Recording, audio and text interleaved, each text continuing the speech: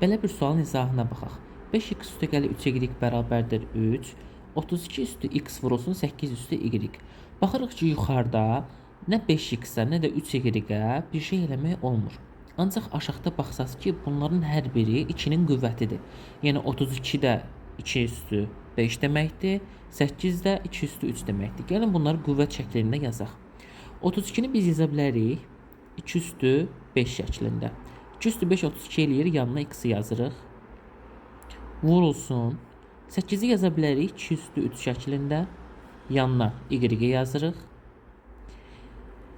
Əsaslar və qüvvətlər mövzusuna əsasən baxırıq ki, əsaslar eyni olanda qüvvət üstləri toplanır. Yəni əsas olduğu kimi qalır. Qüvvət üstləri toplanır. 5 üstü x üstə gəlinsin 3y. Baxırıq ki, 5x üstəgəl 3y şərtdə bizə verib 3. Yəni 2 üstü bu ifadənin qiyməti 3-ə bərabərdir. Yəni 2 üstü 3-ə. 2 üstü 3-ün də cavabı eləyir 8.